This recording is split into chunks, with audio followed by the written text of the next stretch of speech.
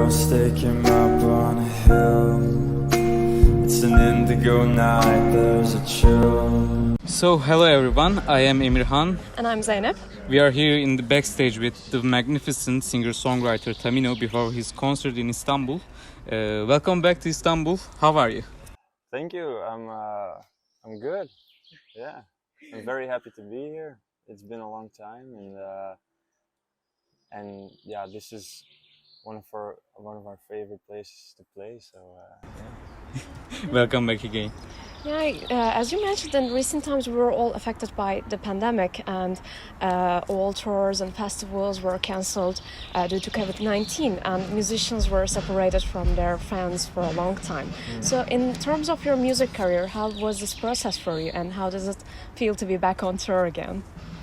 Yeah, it was an abrupt stop. Like, it was quite sudden, of course, for a lot of people. We were in the States touring a solo tour, and we were in LA when it happened, and when we had to go back. And then suddenly I was home for from a very busy life to a very still life. And the first 2 weeks were a bit weird, and I fell in a bit of a black hole. Like, it was a bit I don't know, I couldn't really do anything. And then I started writing again, which was really that was amazing, actually, to be able to do that again, because I missed that. And then actually I for me personally,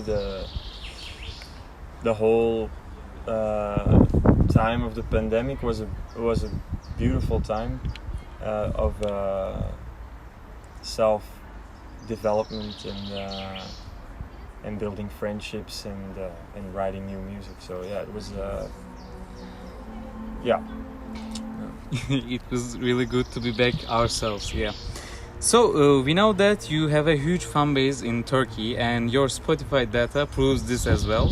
According to this, Istanbul makes 1/8 of your listeners, and you had a concert in here like almost 3 years ago, and we really missed you so much.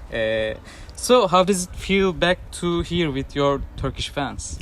Yeah, it's amazing, to be honest. This is actually our first official band show after 2.5 years. We did one tryout earlier this week because we didn't want to come here unprepared. In Netherlands, I guess. In the Netherlands. Yeah. But this is our first official. So this, I think that says a lot. We are really honored for this. Yeah. And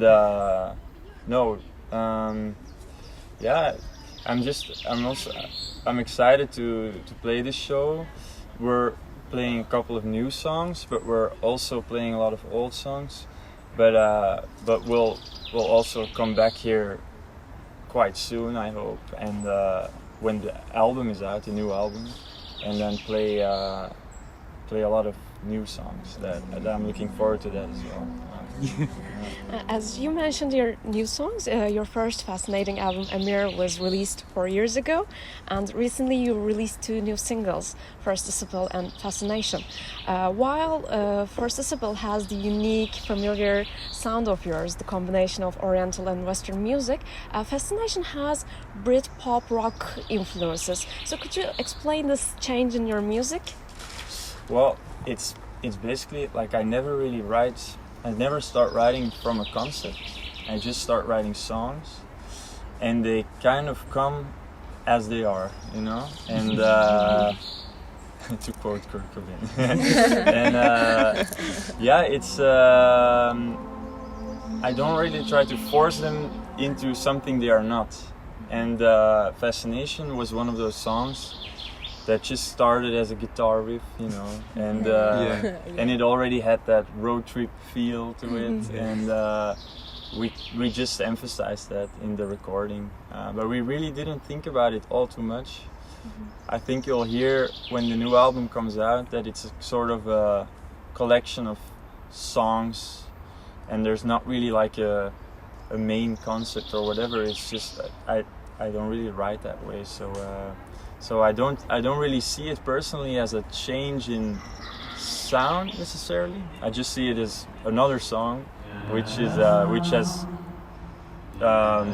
its own identity. Yeah. And so that was really great, and we can't wait to hear more of your new songs. Yeah. So we were really concerned because of this 2-year COVID break, and you are not an active social media user. But as soon as you came back, you greeted us with 2 singles from an upcoming album. So could you please inform us about your second album that will be named Sahar? Sure. So this is so like I said, I started writing when I was back home, and I think we started recording a year after I started writing. It's a collection of 10 songs, and like I said, it's not really a concept album. Well, I chose the title because it means just before dawn, which is I think a very beautiful sort of image. And it conjures up an image of an in-between world to me. Like it's like an in limbo state. It's sort of how I feel at the moment, and how I felt during the writing of this album. So that's why, even though it's not a concept album, I feel like this feeling has seeped into all the songs, and it's like this. It binds them all together in a way. Yeah, and the name of Sahar means in Turkish the same way. Oh, that's really cool. Yeah, in Sahar. Turkish. We say Sahar, and the meaning is same. That's amazing. I didn't know that. Oh, that's cool. And we saved a question from our followers for you. We will inform them about our interview and wanted them to ask you their questions, and we'll ask you the most like one among them. Cool. This comes from Miss Helen. Her question is that in your songs you reflect and often mention a boy. Is this person really you, or another phenomenon of fiction that desires or lives by pain? That's a really deep and a great question. Yeah. I guess they refer to a song like Indigo Night. It's I'll use that song as an example because that's maybe the most easy thing to do. In that song, I indeed sing about a boy, and when I was writing this song, I was living in Amsterdam. I was studying there, and it was quite an overwhelming time for me because so I am from Belgium, but even though in the Netherlands we speak the same language, they are quite different people, you know. It's a very different culture, and I was a bit culture shocked. I was very shy. I didn't dare to speak a word for the first year I was there. So I really felt disconnected from my surroundings. And when I was writing this song, I honestly wasn't thinking about myself at all. I had this image of this boy and these girls, and it was like I just let it flow, and it was a little story. But of course, afterwards, when I started singing the song, I kind of realized I might have written about myself, because it did.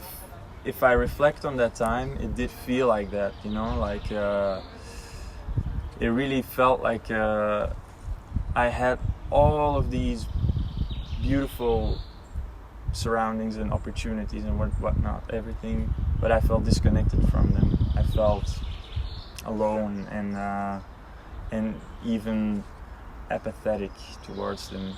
And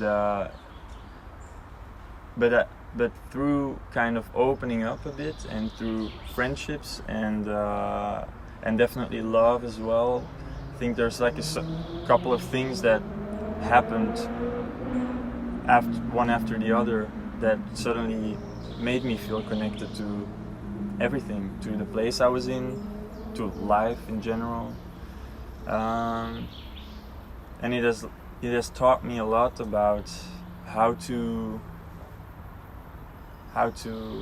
be, I guess. Yeah. My favorite song. Yeah, Yeah. I still love singing that one. I think it's a really meaningful and a deep song that captures that feeling of loneliness, and I think everyone who listens to it can find something of themselves in it. That's why it's so meaningful and strong. Thank you. Also, she mentioned that actually everybody mentions that they are in the same page with you, and they listen you, they care you about because of this, because you show your feelings like directly, and they found something in themselves. That's really beautiful. So also me, I love Indigo Night too, and all your songs. So thank you. Lastly, we have a concept called Listenary 505 that we ask simple questions about you guys' music tastes. So first question is, what are your 5 favorite albums of all time? Whoa, man, putting me on the spot here. But it's so funny that you say that, because we've had this discussion on tour with our crew once. So I have thought about it. Well prepared. Yeah. So if I really have to think about, okay, what are the 5 albums that I also go back to the most, you know, as a listener? There's like Benji by Sun Kill Moon. I think that's a phenomenal record. A record that also kind of proves the point that I think you were making earlier also, that when you write a personal song, sometimes it becomes even more universal, because we don't differ that much from each other. So it's like my feelings will resonate with someone else's in this world, because we probably have similar feelings, you know. And it's the same with this album, which is so specific. Like the lyrics are so specific, but still it's one of the most relatable albums in a way.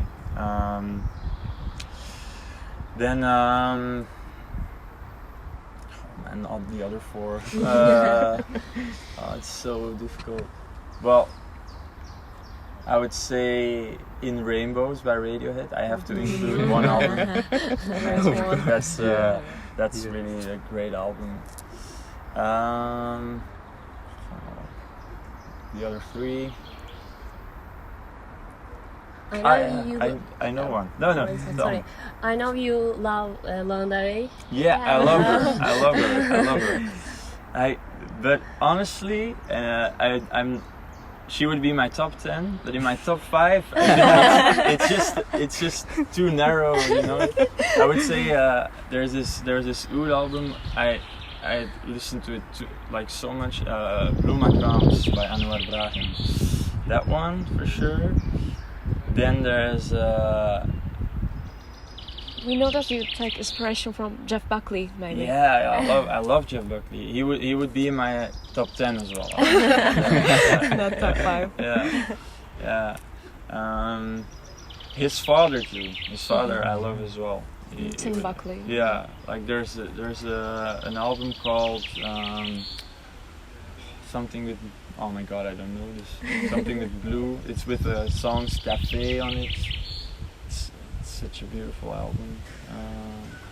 He's made beautiful records too.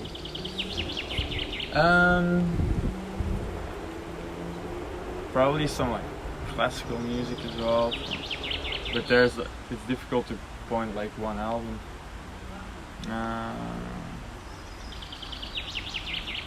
man. That's it for now. I don't know. Okay. And last question from listener 505. What is your favorite song of your own? Of mine? Yes. Well, yeah. It's all like my children. Pick a favorite child. That's a difficult one. I must say, from the new record, I really love the first song, because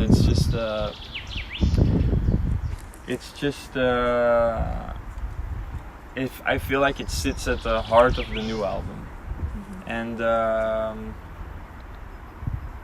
yeah, but I'm still discovering the new songs, you know, as I play them, and I'm sure when we start playing the whole new album, when it's released, then I'll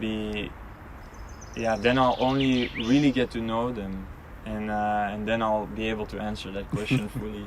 Yeah. Actually, 22 is really good year for music, I guess, because in this year we had really much new albums from many artists. So, do you have a favorite one of them in this year? The new ones, yeah, for sure. Yeah, the Kendrick Lamar album. Yeah, that's just insane. I think it's just I think it's just it's just a masterpiece. Yeah. He always does this. Yeah, he does. Yeah, but he still was able to improve even now. Yeah, it's amazing. Our followers ask one question too, but we didn't write here, so we have time and we can ask you. Do you have any Turkish artists, your favorite ones? Yes. Well, there's there's Selda, right? Selda Bağcan. Yeah, Selda Bağcan. yeah. I love her. Yeah. And then there's I know there's a psychedelic band from the 70s, but Erkin Moğollar. I wouldn't know the name. But We call this genre Anadolu Turkish rock. Yeah, Yeah. I think it's cool. There's really much singers about It's this genre. it's like you're listening to a Tame Impala record from the 70s and singing Turkish, which is quite cool. Erkin Koray is the father of this genre, so we can recommend him. Okay, I should check him out. And then there's Altıngun. Altıngun. Altıngun. Yeah. They represent us in Europe.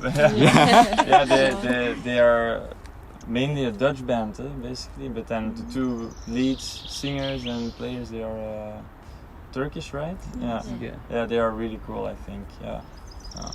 So there's a lot of beautiful music coming from Turkey. Thank you. Great. Thank you. Great picks. So, do you have any questions? Thank you. No. Okay. So, thank you so much for this interview, because it means a lot for all of us.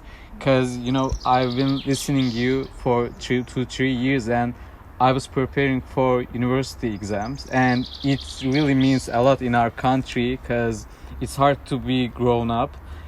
So you helped me a lot with your songs, and thank you for sharing your thoughts, your feelings, and this really honored us and our followers, listener followers. So we can't wait to see you in stage. Thank you so much. Thank you so much for your time. Thank you.